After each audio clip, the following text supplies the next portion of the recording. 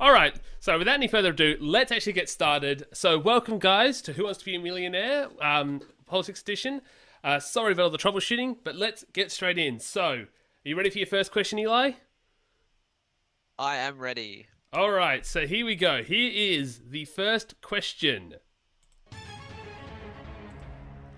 What is the primary colour used in the Australian House of Representatives? Is it red, blue, green, or yellow? Now, you remember, you don't need a rush. There's no time limit. So, Lock in C. Sormon. so you're locking in C, green. Yes. All right. Yes, I'm pretty sure about this one. All right. Let's see what it is. Is it... Oh, I forgot this was going to happen. All right. Is it green? Yeah, okay. All right, so you got your first question right. But anyway, let's get in to the next question.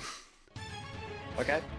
What was the original name of the National Party of Australia when they entered the Australian politics in the late 1910s? Were they the Farmers' Party, the Nationalist Party, or the Rural Party? I know this one, Sormon. Lock in again, C. Sormon, the Country Party. All right, looking in the Country Party, and also chat, stop cheating. I'll put the video on full screen so I can't see the chat. All right, let's get to the next one. How many seats are there in the Australian Senate? Are there 60, 76, 88, or 100? I believe there is currently 76 seats in the Australian Senate, Sormon, so lock in B, please. All right, locking in B, and... Oh, very good. I don't know, did you just do the maths, or did you just remember that? I just remember that. I was like, you could do the maths, but it's like 12, there's 12 yeah, in each Senate state, and then times by two in each 6. territory. Yeah, so it's 12 times 6, which is 72, and then you add the 4 territories, so very good. All right. I believe we're now on to question 4, I believe. What was the name of the major third party which held seats in the Australian Senate from 1977 till 2004? Was it the Democrats, the Democratic Labour Party, Family First, or the Anti-Communists? Lock in A, Sormon, the Democrats. All right, locking in A, and... Oh, these questions are too easy for you. All right, let's see what chat's going at the moment. Oh, they're just trying to cheat all the answers. All right, let's get on to question number 5. So this is the last of the easy ones, so hopefully you can get this one as well. Yep. Stanley Bruce is heard as being one of 2 sitting prime ministers to lose his own seat in an election. Who is the other? Is it A, Ben Chifley, B, John Howard, C, William McMahon, or D, Gough Whitlam? I know this one as well. Sormon, lock in B, John Howard. All right, looking in B. Oh. And that's it. You have got a third of the way there. You are officially through all of the easy questions. Now, the difficulty gets a bit harder. Remember, you've still got all 3 lifelines, so see how well when you start having to use those. All right. Yep. Of these parties sitting in Parliament, which is the oldest? Is it the Liberal Party, the Nationals, the Labour Party, or Qatar Australia? I know for a very fact that it is Labour, Sormon, because Liberal were only established by I believe Robert Menzies in the 60s. Nationals was the Country Party, and Qatar was like 2010 or something like that. So it's looking to see. Qatar's pretty old. He is old, but his party is not that old. It's like 12 years old or something. Yeah, I don't think there's any trick at you. Labour Party was founded in 1901, which isn't actually as old as Australia. They were founded slightly after the first election, but because they were a merger of all the Labour parties from the different states.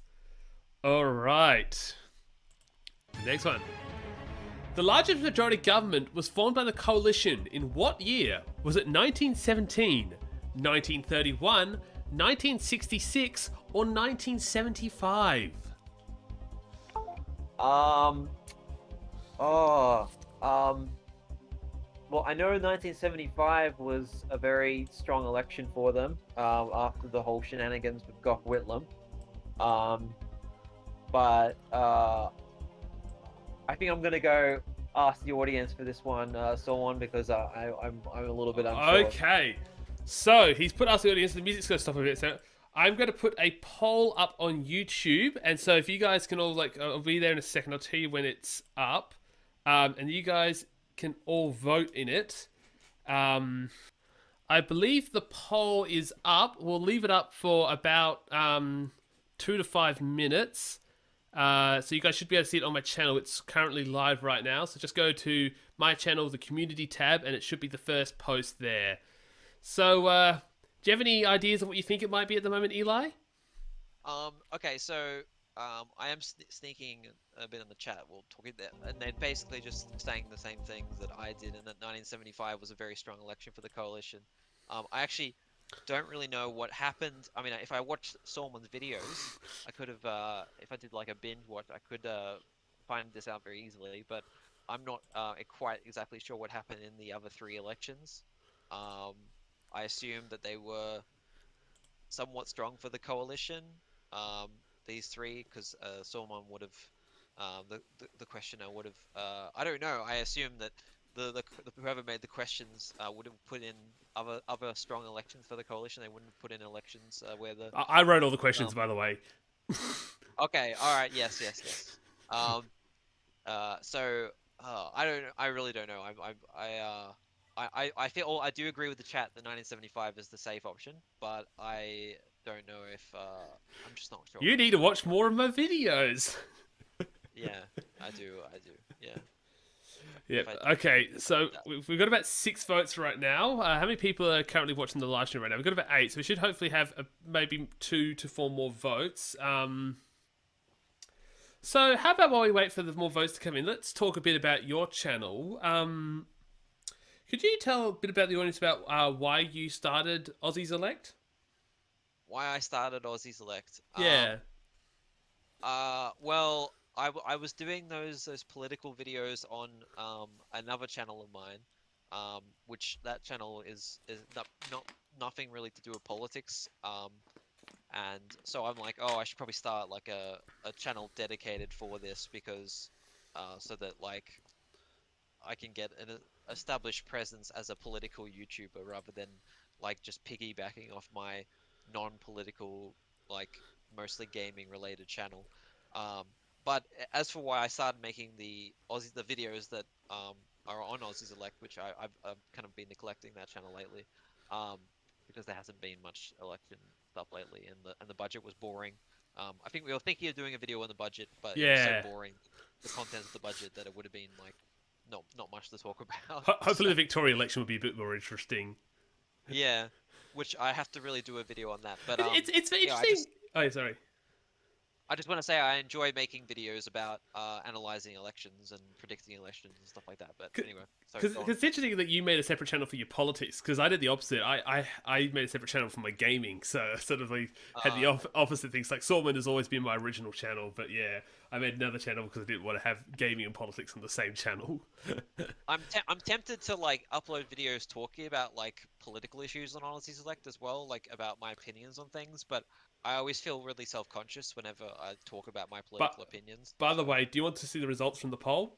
Yes, let's go with the results of the poll. 1917 got 0%, 1931 got 0%, and 1966 got 0%, and finally 1975 with 7 votes and 100% of the vote, that is, it was 1975, yes. So 1975 got 100% of the vote, so... Do you want to go with the audience? So I think it's all 100. Yeah, let's go with the audience. Lock in D, Sormon. All right, we're locking in D, and without further ado, wait, wrong one. This one. All right, and you are correct. Yep. So that was Malcolm Fraser's win against Gough Whitlam after the dismissal. Yep. It was a I big. knew that was pretty big. Yeah, I knew that was pretty. So 1917 was the Billy Hughes and the whole conscription debacle with Labor was kind of in a mess. 1931 was Labour's failing after the Depression, and 1966 was when Arthur Calwell, who was a very unpopular Labour leader, So in basically all three cases, no one liked the Labour Party, but it was specifically bad in 1975. All right, so you've lost the Ask the Audience. I'm taking that off the stream now. But you still got Phone a Friend, and you still got 50-50. All right? Great. So, let's get on with question number 8. Who was the first Prime Minister to be deposed by leadership spill motion? Was it A, Billy Hughes, B, John Gorton, C, Bob Hawke, or D, Kevin Rudd? Alright, well, I feel like a leadership spill would have probably been a thing before Bob Hawke and Kevin Rudd were a thing. Like, I don't think they would have been the very first. Like, I know Bob Hawke was definitely, they got rid of him by a leadership spill, but I don't think he would have been the first one, like, all the way in the 90s. Like, we had, like, an entire century of Australian politics. But I'm really not sure about if it could have been Billy Hughes or John Gorton. So I think on this one, I'm gonna go with... Do you actually know who these people are? They're, yes, they're prime ministers or opposition leaders. All right. Let's go with the 50-50 lifeline. All right. So we're gonna use 50-50 now. I'm just gonna quickly have to roll a dice here to find out which ones I'm taking off. Okay. Otherwise, I could be mean and, like, just take off Bob Hawke and Kevin Rudd for you. Yeah, that would be really mean. All right. So I'm gonna tell you right now, Billy Hughes and Kevin Rudd are not the right answers. So I haven't got the ability to edit it right now, but so the answer is either B or C. Okay, alright, well, I'm gonna go with B, Sormon, John Gorton, and pray that I don't run out on question Locking in 7. John Gorton? And you would be correct. Ooh. So, Okay. Billy Hughes, as you might see in the chat, Billy Hughes resigned on his own accord. John Gorton was deposed by William McMahon in 1970, I believe. Yes, it was interesting because it took until 1970 to have our first leadership spill motion. There was one levied against James Scullin during the Depression, but it failed. Leadership spill motions actually become a much more common thing in recent politics than they were back in the day. It's kind of interesting how that's happened. All right, so probably because we're more dominated by opinion polls these days. Also, I think the Prime Minister is a much more important figure today than he was in the old days. It's another big thing. Right, okay, I see. But you have used your 50-50, so you still have a lot of questions to go, and only the phone the friend option. Are you worried you're burning your bridges too soon? Perhaps, but I felt like it was not worth it to guess and bomb out on question 7. So. All right. So let's go on to question 9. Which deceased Australian Prime Minister does not have a seat named in their honour? Is it A, Chris Watson, B, Joseph Cook, C, Frank Ford, or D, Bob Hawke? So this got mentioned in a recent video by one of my patrons mentioned this, and I was a bit surprised. And I was like, oh yes, that's true. So all of these people are deceased prime ministers, but one of them does not have a seat named in their honour. Okay, so this is an interesting question. Okay, so I know Bob Hawke does have a seat named in his honour. This is the most recent election. They made a seat in Victoria called Hawke, so I know that one. Watson is a seat in New South Wales. It's actually the seat in my... this is a question up your alley, I just realised, because you know your seats well. Yeah. Ford, I believe, is in Queensland, and Cook is in New South Wales. But the thing with Cook is, you could argue that seat was actually named after Captain Cook, not Prime Minister Joseph Cook. But I think I looked at a Wikipedia article, and they basically said that, like, you could interpret it as being named after both Captain Cook and the ex-Prime Minister Joseph Cook. So I'm not really sure the answer to this question, unless like you were thinking like, oh, it was named named after Captain Cook because the seat of Captain Cook is in where like Captain Cook. It was like it's in Botany Bay, I believe. Okay. So it's like where Captain Cook arrived. But I'm pretty sure Ford is a seat. Like I'm pretty damn sure that's a seat in Queensland, up in the Sunshine Coast or something like that. So, the only thing I can think of going with is Joseph Cook. So I'll lock in B, Joseph Cook, Sormon. All right. Sorry. And you would be correct. Although I think you might be more right. So I made this comment because ARW, who's one of my patrons, stated in the episode on Joseph Cook I did that he doesn't have a seat named in his honor. But I think you're right. Like I didn't realize you'd actually looked at the Wikipedia page. So I think you might have outdone the quizmaster there in that question. So yeah, I was actually gonna let you off the hook even if you got this one wrong because I think you actually this question actually might be badly written. I got it. Yeah. I'm pretty sure it's named after it's named after Captain Cook, but then they also they're just like, well, I guess we've got a seat named Cook for that prime minister. You're right so because we don't need to add it. There was a seat called Fraser before Malcolm Fraser died. So yeah, so I didn't know that. Yeah. But they renamed that seat and made a new seat in Victoria called Fraser. So I guess Cook didn't get moved to a new location after Joseph Cook died. Yeah. Exactly. Yeah, that's exactly right. Yep. Okay, well, you outdid the quizmaster there, so see if you can outdo him again in question 10. Who was the first leader of the Country Party? Was it A, Earl Page, B, Isaac Isaacs, C, William McWilliams, or D, John Latham? Honestly, I have no idea for this one. I think I'm going to have to go with my last lifeline, phone a friend. Okay. I know it's still early games, but can we get him in here? All right, we'll see if we can get him in here. Like, do you know how we can do that? I don't know how to do. I'm not that good with Discord. I'll add him to. Or make a new group chat rather. Here we go. All right, we're calling. Hello. Can you talk on microphone, my friend? All right. Hello. Hello. Hello. Hi. So who's Heath. this? This is Heath. Nice to meet you, Heath. Welcome to Who Wants to Be a Millionaire Politics Edition. Nice to meet you, Sormon and Zero Peaches. The question is, who was the first leader of the Country Party? Was it A, Earl Page, B, Isaac Isaacs, C, William McWilliams, or D, John Latham?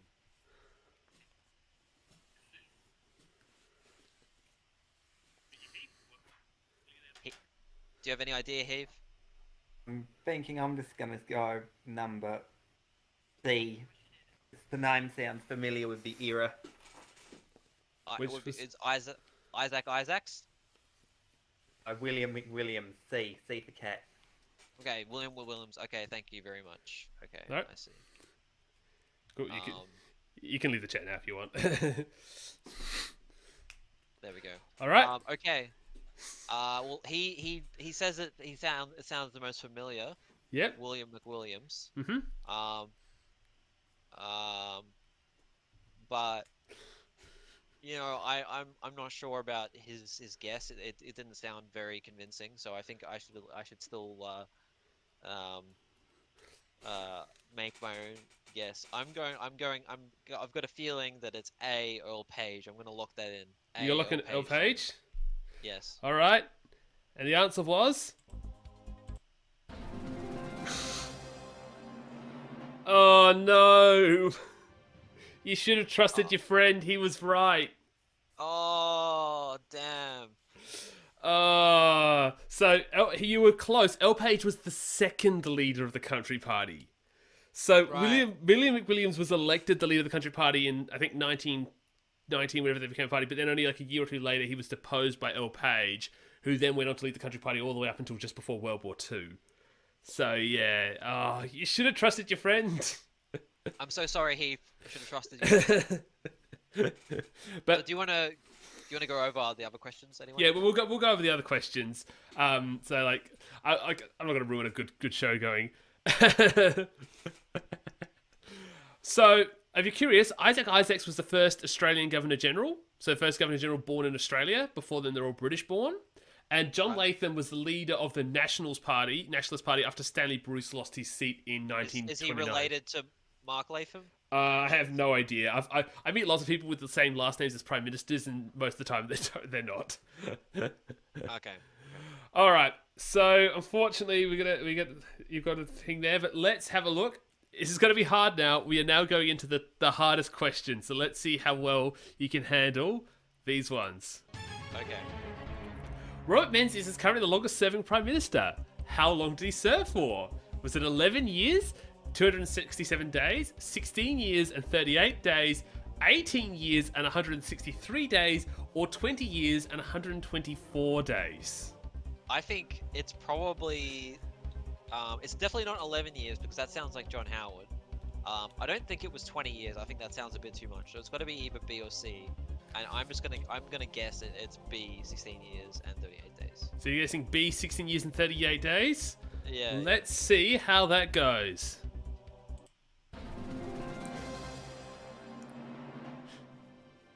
"16 years and 38 days is the time when Robert Menzies won in 1949 to when he resigned in 1965. What you didn't account for is he was Prime Minister for 2 years before at the start of World War II. Yep.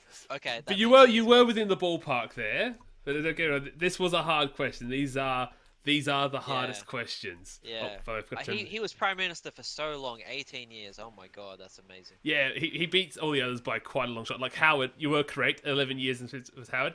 And I believe D, I was just 20 years, and it was like 1 to 3 days, and I added a 4 just to make it look like it wasn't so obviously just written by me. Oh, okay. Right. I could have put in the South Australian Premier, Thomas Playford could have put in his. I think he's like 30 years or something ridiculous. Whoa! Wow. Okay. Yeah, that's what happens. You get a gerrymandered system. All right, here we go.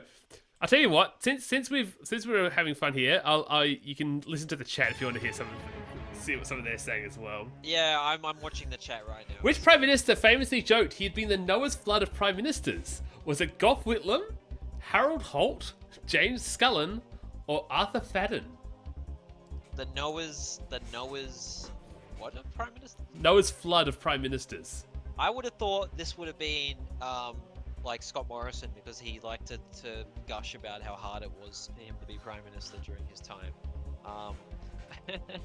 But I mean, Harold Holt died in the water, so I feel like that'd be too much of a coincidence if he was the one who said that and he also died while swimming. Do I give you a hint? Oh, he had been the Noah's flood of Prime Minister. Yes. Right. Okay. I thought it was he had been in the Noah's flood of Prime Minister. Okay. No. Well, Gough Whitlam did a shit ton of stuff while he was in power for like 2 years. So like I would guess Gough Whitlam because he was kind of like a flood on the Australian political landscape. So yeah, Gough Whitlam. So you're gonna get Gough Whitlam. All right. Yeah. Let's see. Oh no, another misfire. So, Arthur Fadden said he was the Noah's flood of Prime Ministers because he had reigned for 40 days and 40 nights. Oh, okay. So it was a pun on rain as in the weather versus rain as in. Yeah, that makes sense. That makes sense. Yeah. I guess a similar manner to a certain British Prime Minister, wouldn't you say? Oh yeah, true. Although she was 46 days, but yeah. All right.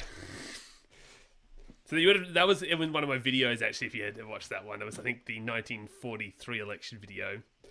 Anyway, let's get on. So these are getting very hard now. Which is the only state/territory election I have covered on Sormon? Was it A, the 1989 Queensland election, B, the 2002 South Australian election, C, the 2011 Queensland election, or D, the 1977 NT election? Alright, so you haven't talked about a, So I normally do federal elections on my channel. Yeah, but you will be sort of covering the Victorian election in some kind of regard, won't you? The upcoming Victorian election. Yeah. So I'm not including my live streams. I'm only including like ones I've done recounts on. Okay. Alright, well, I mean, you are from South Australia, so I am going to guess it's going to be the. I mean, but the 1989 Queensland election was very interesting because that was like the end of Joe Majelki Peterson. Yeah, so it was the end. Yeah, that's a very interesting election to cover. So it could be one. I'm going to go with the 2002 SA election though, because you are from SA. I think that would. Right, if it was the 2002 SA election. Fortunately, so a while ago I did a video on the only time in Australian history a party won an election without their leader. Oh, and that's right. That was the NT election. Yes. Yeah, it was a second NT election. Unfortunately, Gough Letts, the leader of the Country Liberal Party, his party won the election, but he didn't win his own seat, which is why it was interesting enough for me to cover it on videos. I do want to cover some of these other elections, and I might eventually, but yes, that's the only one I've actually covered. I do remember that video now that you mention it, yes. I especially remember the thumbnail, where it's like a silhouette of like Scott Morrison. Like, yeah. Not there, yeah. All right. Without further ado, let's get on to 14th question. What was the first election I voted in? Was it the 2013 federal election? Was it the 2014 South Australian election? Was it the 2014 Victorian election? Or was it the 2010 UK election? What? You're in the UK in 2010? What? Whoa. I might have been. They let residents vote. I don't think you're old enough to vote in the 2010 UK election, even if you were there. I don't think that the voting age starts at 16, and I feel like you're around the same age as me. So I'm going to go with the 2013 federal election. That was my first election as well. So, you think it was the 2013 federal election? Yeah, lock in A. All right, we're locking in A. And I missed the 2013 federal election by 1 month. It was in September. I turned 18 in October. Oh, okay, I see. Okay, so it was the SA election. Yeah, it was in the ballpark. I was wondering if I was going to trick you with the Victorian election, but obviously I got you with the federal election. Yeah, I wouldn't have ever thought that you lived in Victoria, so that would have been the last. I mean, were you living in the UK in 2010? No, I was living in the UK in 2006. Oh, okay. So I thought you might have recognized. I'm not sure if I mentioned I used to live in the UK a long time ago, so I was wondering if I could possibly trick you with that, but I was really such an oddball pick to make you think, and obviously I managed to distract you to get in the wrong answer, so I guess it worked. Alright, I think we are now up to the final question. You've had a bit of a bad streak here, you haven't been able to get any of them right, so hopefully you might be able to bring it back around with the final question. Currently, who's the only Australian Prime Minister I have met in person? Is it A, Bob Hawke, B, Julia Gillard, C, Malcolm Turnbull, or D, Anthony Albanese? If you'd like, I can give you a hint. This person was not the Prime Minister when I met them. So that either not become Prime Minister yet, or they'd stop being Prime Minister. I'm pretty sure this is Julia Gillard, because she's either from South Australia or she studied in South Australia because she used to go to University of Adelaide. So I have a good feeling that you met her sometime, and I might have even seen a picture or you talked about it or sometime. So I'm gonna go. I have shown you a picture with me and this person. This is where I got the question from. But was that person Julia Gillard? I think it was. I'm gonna look in B, Julia Gillard. All right. What's chat saying? I think chat's saying it's B. Everyone thinks it's Julia Gillard. All right. Here we go, without further ado. I have seen Julia Gillard in person, but I never actually went up to and talked to her. Currently, the only Prime Minister I've ever done is Anthony Albanese, which I met him while he was opposition leader in a visit to Adelaide. Oh, okay, alright, yep, okay. Well, with that thing, we've officially come to the end of the quiz.